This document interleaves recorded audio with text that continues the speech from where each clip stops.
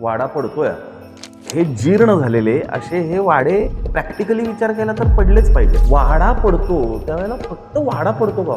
सोसायटीत आता एक मीटिंग झाली आणि त्याच्यामध्ये हे ठरलं की मुलांना इथे किल्ला करून द्यायचा नाही. अनेक परंपरागत आलेले आपले छोटे छोटे सण उत्सव हे सुद्धा त्या वाड्याबरोबर लोपच पावले. काळजावरचा कोणी माझा ठसा पुसू शकणार नाही. अस्सल पुणेरी वाडा मी मोडेन पण वाकणार नाही. माझ्या लाडक्या पुणेकरांच्या हृदयातून मी कधीच जाणार नाही. नमस्कार. परवा बऱ्याच दिवसांनी एक खूप जुना मित्र भेटला. म्हणजे जवळपास 15-18 वर्षांनी भेटला. मुळात दोघांना एकमेकांना ओळखायला म्हणजे हा तोच आहे का हा विचार करायला काही क्षण गेले आणि मग खात्री पटल्यानंतर गप्पांचा ओघ सुरू झाला. सहज विचारलं त्याला, काय बाबा कसा आहेस, पुण्यातच असतोस का सध्या? तो हो म्हणाला. बाकी म्हटलं, अरे साताऱ्याचं घर काय म्हणतंय? कारण घर म्हणजे साताऱ्याचा त्याचा वाडा. त्या वाड्याशी आमचे पण खूप जास्त ऋणानुबंध होते, कारण शाळा सुटल्यानंतर कैक वेळेला त्याच्या वाड्यामध्ये आम्ही खेळायला जायचो.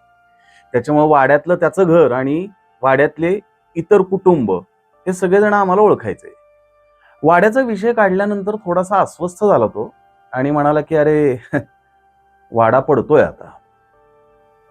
म्हटलं ठीक आहे, म्हणजे त्या जागी काहीतरी अपार्टमेंट वगैरे उभी राहणार, या सगळ्यांना त्या त्या पद्धतीनं तिथं जागा मिळणार.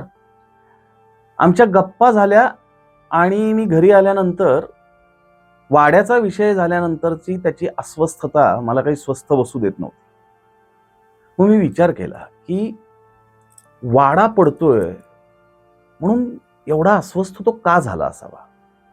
कारण पुण्यासारख्या ठिकाणी, मुंबईसारख्या ठिकाणी अशा मोठ्या महानगरांमध्ये वाडा पडणे किंवा जुन्या इमारती पाडणे आणि त्या जागी टोलेजंग टॉवर्स उभे करणे यात काही आता नाविन्य उरलेलं नाहीये. त्याला रिडेव्हलपमेंट असं एक छान नाव प्रचलित झालेलं आहे.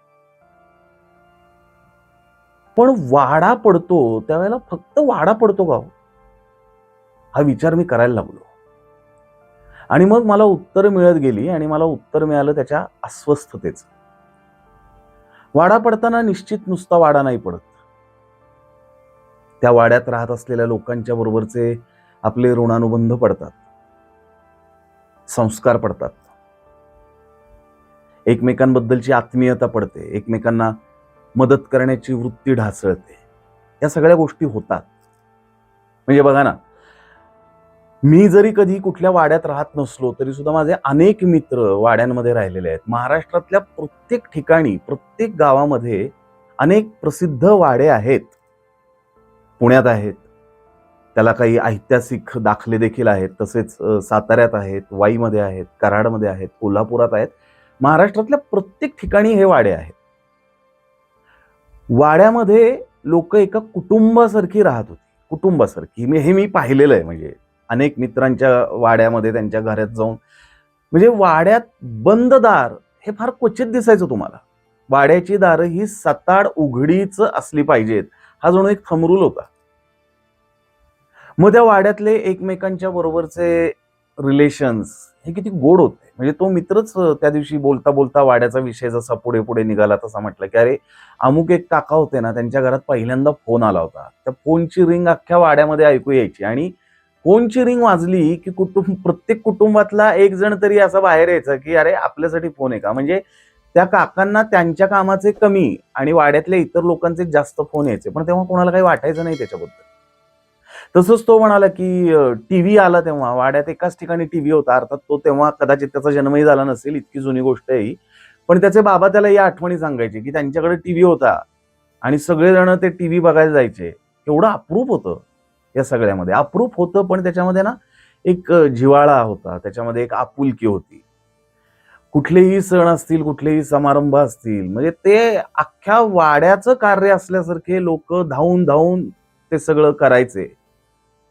इतकी अटॅचमेंट असलेली वास्तू जेव्हा पडते तेव्हा खरंच ही अस्वस्थता मनाला चटका लावून जाणार नाही तर काय होणार ना. कारण आता काय झालंय की मोठे मोठे टॉवर्स आहेत, एकेका घरात मोठे मोठाल्या काय 55 इंच 100 इंच असे ते मोठे LED टीव्हीज आहेत. अहो घरात कशाला, घरात एक नाही, घरात 2-2 जेवढ्या रूम तेवढ्या टीव्ही आहेत. प्रत्येक जण आपापल्या आवडीनुसार कंटेंट त्या टीव्हीवरती पाहतोय. पण सगळ्यांच्या बरोबर बसून एकच कार्यक्रम बघण्याची मजा त्याच्यात आहे का? नाहीये. असंच काही वर्षापूर्वी मी माझ्या भाच्याला विचारलं होतं, "काय रे दिवाळीचा किल्ला केला का?" तर त्याच्यावर त्यानं मला फार गंमतशीर उत्तर दिलं होतं. तेव्हा मला काही वाटलं नव्हतं. पण या मित्राला भेटून आल्यापासून मला तो प्रसंग सुद्धा आठवायला लागला. तर तो म्हटला, की आमच्या सोसायटीत आत्ता एक मीटिंग झाली आणि त्याच्यामध्ये हे ठरलं, की मुलांना इथं किल्ला करून द्यायचा नाही. का माहितीये? तर त्या बिल्डिंगच्या एंट्रन्सला काय त्याला लॉबीच्या इथं जे काही मार्बल लावलंय, ते मार्बल खराब होतं. म्हणजे मुलांचे खेळ, मुलांचा किल्ला करणं, या सगळ्या गोष्टी तर गेल्याच. अनेक परंपरागत आलेले आपले छोटे-छोटे सण, उत्सव हे सुद्धा त्या वाड्याबरोबर लोपच पावले की. म्हणून की फक्त वाडा पडतो का? तर नाही पडत वाडा. वाड्याबरोबर या सगळ्या गोष्टी बंद व्हायला लागल्यात. अर्थात आता काय आहे की कालांतरानं वाड्याचा मेंटेनन्स हा काही शक्य होणार नाहीये. प्रॅक्टिकली बोलायचं झालं तर नाही होणार शक्य. त्यात बरचसं लाकूड काम, त्याला वाळवी लागते, मग ती इमारत धोकादायक होते, तिथं राहणं धोक्याचं ठरू शकतं. त्याच्यामुळं हे जीर्ण झालेले असे हे वाडे प्रॅक्टिकली विचार केला तर पडलेच पाहिजेत. म्हणजे त्याला काही इलाज नाहीये. माझं म्हणणं एवढंच आहे, म्हणजे हा व्हिडिओ एवढ्यासाठी करावासा वाटला ना, की वाड्यामधली आपुलकी, वाड्यामधले संस्कार, थोडक्यात ती वाड्याची संस्कृती ही आपण नक्कीच जपू शकतो की. मोठमोठ्या टॉवर्समध्ये सुद्धा आपण शेजाऱ्यांच्या बरोबर चांगले संबंध ठेवू शकतो. म्हणजे वाड्यातली दिवाळी, दिवाळीचा फराळ म्हणजे बेसन कोणाच्या घरात भाजायला सुरुवात झाल्यानंतर अख्ख्या वाड्यामध्ये घमघमाट सुटायचा हो. म्हणजे मी पाहिलंय की वाड्यामध्ये दिवाळीचा फराळ एकत्र करण्याची पद्धत सुद्धा मी पाहिलेली आहे. मुळात आता दिवाळीचा फराळ घरी करतात हे इथनं पुढच्या पिढीला सांगायला लागेल की चकल्या, अनारसे घरी बनवता येतात बरं का. पुण्यातले एक सुप्रसिद्ध लेखक आहेत ऋषिकेश परांजपे म्हणून. ऋषिकेश परांजपेंनी या वाडा संस्कृतीवरती एक फार सुंदर कविता रचलेली आहे. या अनुषंगानं ती कविता खूप समर्पक वाटेल असं मला वाटतं, म्हणून त्या कवितेचं वाचन मी करणार आहे. अर्थात या कवितेचे संपूर्ण हक्क ऋषिकेश परांजपेंकडे आहेत. ती वाड्यावरची कविता अशी आहे की काळजावरचा कोणी माझा ठसा पुसू शकणार नाही, अस्सल पुणेरी वाडा मी मोडेन पण वाकणार नाही. तशा वासे छप्पर तुळया भिंती वयपरत्वे झुकल्या आहेत, पण सतत धावत्या काळाच्या आज्ञा सांगा कुणाला चुकल्या. मला आठवतंय कुठल्या तरी एकाच घरात पापड सांडगे कुरडया व्हायच्या. एकाच वडाला नटून थटून सगळ्या सुवासिनी इथूनच जायच्या. वाड्यामधल्या मुरलेल्यांच्या शिव्या ओव्या मिसकी लोठी, सामूहिक ओटे मतभेदांसाठी आणि सार्वजनिक नळ भांडणांसाठी. झिम्मा फुगड्या मंगळागौरी शुभंकरोती पाढे भोंडले तेवढे मात्र माझ्या ओंजळीतून आता अलगद निसटले. लग्न मुंज वाढदिवस कार्य असो कुठल्याही घरचं दुसऱ्यावरती टाकत नव्हतं कोणी काम आपल्यावरचं. जसं मंगल कार्यात तसंच अंत्ययात्रेत मदतीसाठी जो तो पुढं आलेला दिसायचा. कोणाच्याही घरातलं कोणीही गेलेलं असलं तरी अख्ख्या वाड्यात अंधार असायचा. वय वाढली तशी कार्य वाढली, सोन्याच्या पावलांनी आलेली माणसं वाढली. नवीन घरं उगवली तेव्हाच माझ्या समोर एकत्र कुटुंब पद्धतीची वज्रमूठ हळूहळू उघडायला लागली. एकच सांगतो, काळ बदलतोय, शहराचा जीवनाचा चेहरा मोहरा बदलतोय. विज्ञानाची प्रगती नक्की हवी, नवे फ्लॅट्स होऊ देत, अपार्टमेंट होऊ दे, पण या जुन्या वाड्याच्या काळजाच्या शिंपल्यातला आपुलकीचा मोती तेवढा जपून ठेवा.